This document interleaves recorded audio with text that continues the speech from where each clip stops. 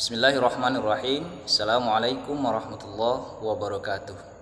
Berjumpa lagi dengan saya Farhaini, guru pendidikan agama Islam dan budi pekerti di SMA Negeri 1 Palembang. Pada video kali ini kita akan menampilkan kegiatan belajar mengajar dengan tema atau materi meraih berkah dengan mawaris. Mengapa dikatakan meraih berkah dengan mawaris? Mau tahu alasannya? Mari simak dan saksikan video kali ini. Selamat menyaksikan.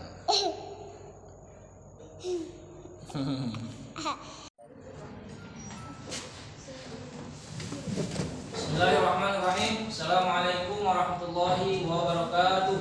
Waalaikumsalam warahmatullahi wabarakatuh. Alhamdulillah, wassalatu wassalamu ala Rasulillah.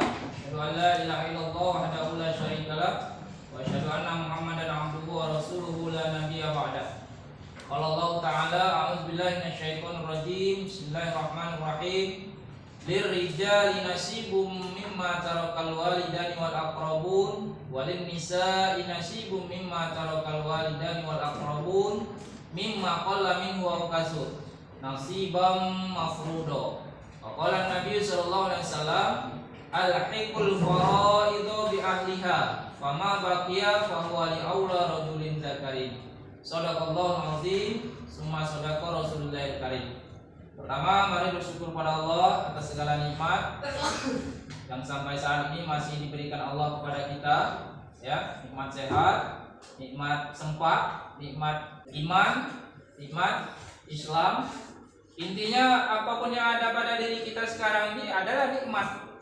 Jadi nikmat itu jangan dibatasi misal sebatas nikmat itu waktu dapat duit kayak tidak, ya. Nikmat itu banyak, ya.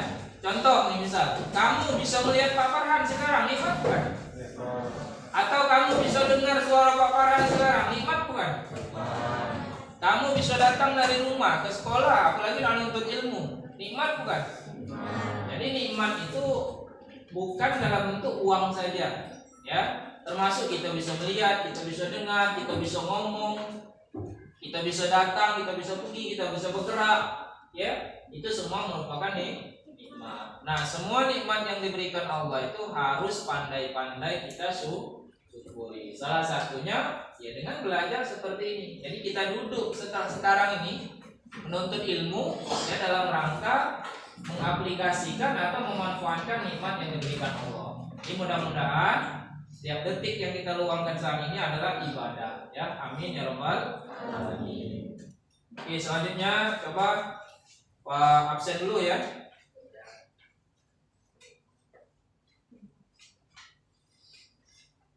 Al-Finalia Sari, Atta Faiza, Faza Akila, Ibran Ahmad, Nimas Kalisa, Anissa Rahmadani, Balkis Putri. Oke anak-anak, untuk memulai dan mengawali kegiatan belajar mengajar kita pada hari ini, kita berdoa, ya. Doanya dibacakan dengan khusyuk ikhlas. Mudah-mudahan apa yang kita hajatkan, apa yang kita pinta kepada Allah dikabulkan oleh Allah Subhanahu wa taala. Amin ya rabbal alamin. Berdoa wahid, isnin, salasa. A'udzu billahi minasy syaithanir rajim. Bismillahirrahmanirrahim. Alhamdulillahi rabbil alamin. Ar-Rahmanir Rahim. Maliki yaumiddin. Iyyaka na'budu wa iyyaka nasta'in. Ihdinas siratal mustaqim. Siratal ladzina an'amta 'alaihim ghairil maghdubi 'alaihim waladdallin. Oke, untuk hari ini materi pembahasan kita adalah tentang ilmu faraid atau istilah lain itu mawaris, ya, mawaris. Kita mungkin sering dengar istilah-istilah mawaris, atau bahasa sederhananya faraid atau ilmu mawaris itu adalah ilmu tentang pembagian harta waris sesuai dengan syariat Islam. Dikatakan di judul ini meraih berkah dengan mawaris. Kita bahas dulu judulnya. Meraih berkah dengan mawaris. Kenapa dia dikatakan seperti itu? Apakah kalau membagi harta waris tidak dengan cara Islam lantas menjadi tidak berkah? Benar sekali. Jadi kalau ada orang meninggal, kemudian dia meninggalkan harta waris, tetapi pembagian harta waris itu tidak dibagi sesuai dengan aturan Islam, maka pembagian itu menjadi tidak berkah. Dikhawatirkan bukan hanya tidak berkah, bahkan menjadi tidak halal. Yang satu dizolimi, yang satu dikasih tidak sesuai dengan semestinya misalnya, atau seluruh harta itu dikuasai oleh mama tiri misalnya. Iya kan, banyak kejadian-kejadian seperti itu. Maka untuk mengantisipasi itu, supaya pembagian harta waris itu terjadi dengan adil sekaligus dapat berkahnya, maka Allah mengatur bagaimana membagi harta waris itu yang benar sekaligus dapat berkah. Maka penting ini diperhatikan. Kita harus paham tentang pembagian harta waris itu, atau minimal kalau kita tidak menguasai ilmu tentang pembagian harta waris, maka serahkanlah pembagian itu kepada orang yang ahli. Ada ustaz, ada kiai, atau ada kalau kita ini Kementerian Agama, kantor urusan agama misalnya, maka serahkan kepada mereka. Minta tolong kepada mereka supaya menyelesaikan pembagian harta waris. Jadi istilah kata jangan sekendak-kendak bagi harta waris. Aku anak paling tua, acaklah aku membaginya. Ya, tidak boleh seperti itu. Nah, coba lihat di sini ada salah satu dalil dasar hukum tentang kenapa kita harus melakukan segala sesuatu itu dengan sesuai ketentuan Allah. Di sini Quran surah Al-Maidah ayat 44, Pak bacakan. Bismillahirrahmanirrahim. Wa man lam yahkum bima anzalallah fa ulaika humul kafirun. Barang siapa yang tidak memutuskan menurut apa yang diturunkan Allah, maka mereka itu adalah orang-orang yang kafir. Kalau ada orang melakukan sesuatu, memutuskan suatu perkara, membagi harta waris dan sebagainya, tidak berdasarkan hukum Allah, maka dia sama dengan orang kafir. Nah, oke, selanjutnya tujuan dan alasan pembagian harta warisan secara Islami. Tujuan pertama, agar terwujudnya keadilan. Jadi al-mawaris, pembagian harta waris sesuai Islam itu tujuan paling utamanya adalah supaya terwujud keadilan. Kenapa dikatakan seperti itu? Sekarang Bapak tanya, apakah ada hukum yang lebih adil dari hukum Allah? Tidak ada. Pengadilan banyak, pengadilan negeri, pengadilan swasta banyak, kecokol di mana-mana pengadilan, ya, tetapi sulit mencari keadilan. Maka satu-satunya keadilan yang paling adil itulah keadilan Allah. Yang kedua, agar tercipta ketentraman hidup, tidak terjadi perselisihan. Kalau keluarga itu sepakat, kita melakukan pembagian harta waris sesuai dengan aturan Islam, ya, sesuai dengan kehendak Allah, maka damai. Tidak ada perselisihan. Kenapa aku bagi sekian? Tinggal jawab, inilah ketentuan dari Allah. Maka kalau orang tunduk kepada Allah dan Rasul, maka dia akan tunduk kepada perintah Allah itu, cara pembagian harta waris sesuai dengan Islam, ya. Kemudian poin keempatnya, agar dapat memiliki harta secara halal dan berkah. Itu juga utama. Jangan sampai nanti misalnya kita berebut-rebut harta waris, tetapi apa yang kita dapat itu bukan hanya tidak berkah, bahkan bisa jadi menjadi haram. Apa contoh haram? Ya, kita mengambil hak orang lain. Ya, contoh nih, Bapak kasih contoh. Ada kadang-kadang misalnya orang ketika bapaknya meninggalkan harta waris, maka hartanya itu dibagi rata. Padahal cowok cewek anaknya, ada anak cowok, ada anak cewek.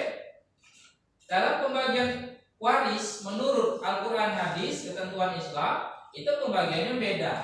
Satu laki-laki itu dapat 2 kali lipat perempuan. Ibarat kata 100 juta, kebetulan 3 beradik misalnya, 1 laki-laki, 2 perempuan. Maka yang laki-laki dapat 50 juta, perempuan dapat masing-masing 25 juta. Nah, itu pembagiannya. Ya, tidak dibagi rata. Ya, kenapa? Ya, mungkin salah satu alasannya mungkin karena laki-laki punya tanggung jawab yang lebih besar dibandingkan perempuan.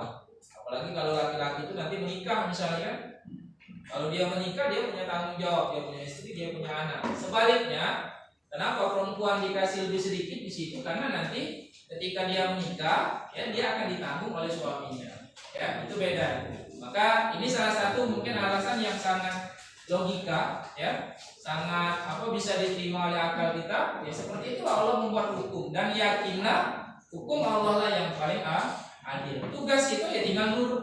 Yang penting kita berusaha mengikuti aturan hukum yang telah ditetapkan oleh Allah. Jangan sampai kita termasuk orang-orang yang kafir. Kafir dalam artian menolak ketentuan-ketentuan hukum-hukum Allah. Ya. Selanjutnya, hal-hal yang harus diselesaikan sebelum pembagian harta waris. Jadi maksudnya bukan berarti ketika orang itu meninggal sudah selesai dikuburkan langsung misalnya harta waris itu dibagikan. Ya tidak seperti itu.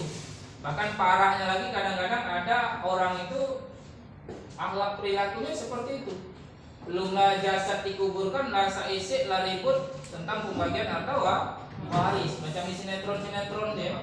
Ya, sinetron itu juga diangkat dari kisah nyata, ya kan?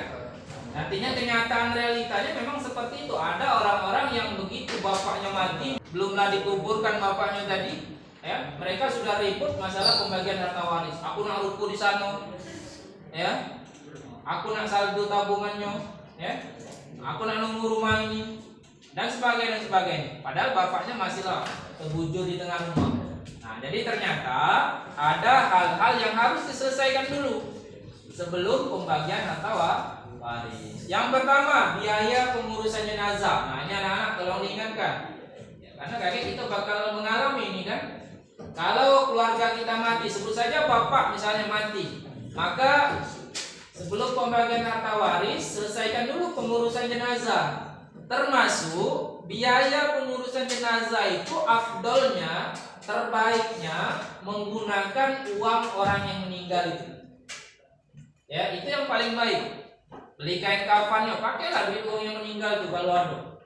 Ya, apalagi cak di kota biaya pemakaman dari tempatnya, ya, kemudian upah galinya dan sebagainya. Kalau ada duit si orang meninggal itu, maka pakailah duit orang yang meninggal itu.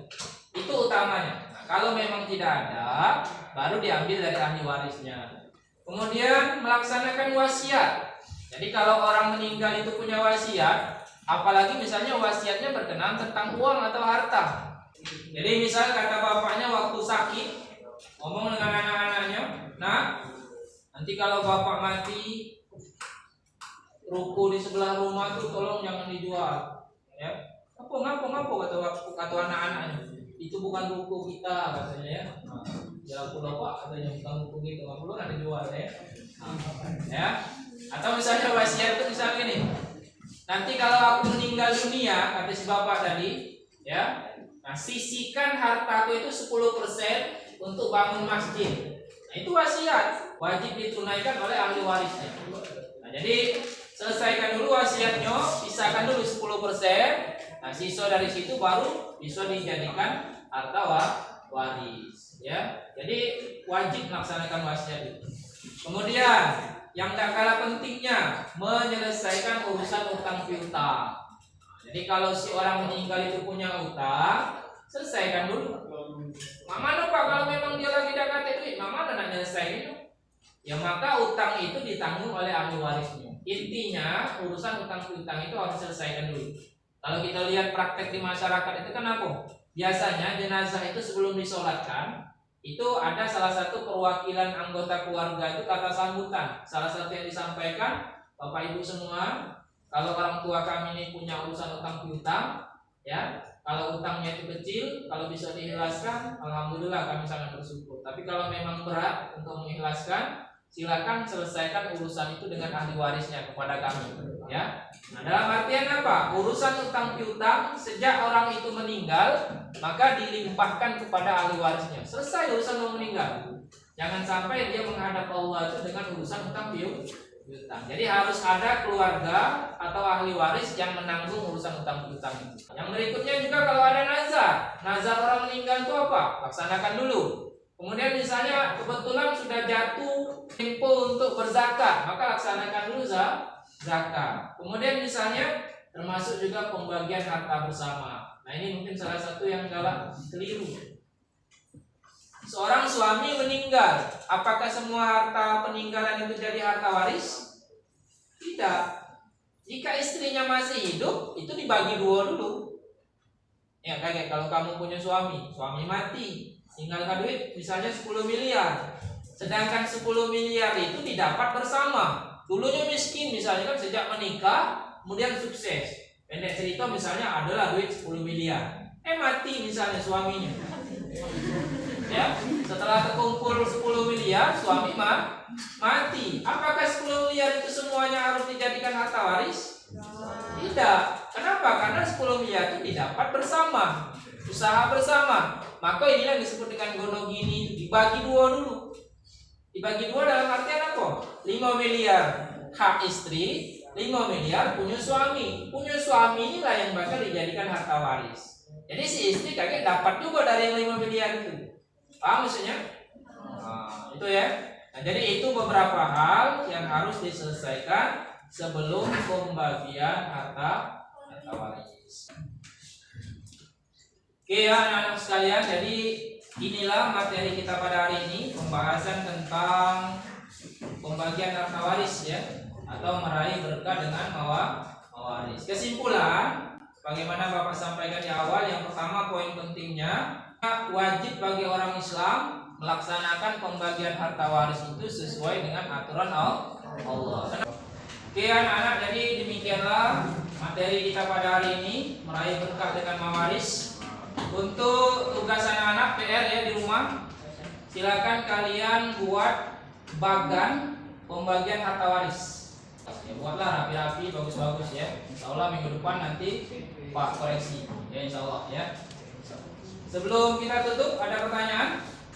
Cukup? Nah, mungkin nanti di pertemuan yang akan datang, mudah-mudahan ya insya Allah kita akan bahas atau kita akan pelajari cara pembagian harta waris, rumus-rumusnya ya.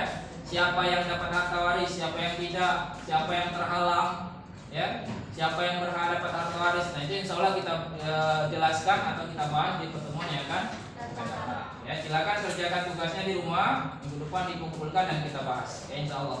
Demikian saja untuk mengambil barokahnya, kita tutup kegiatan kita pada.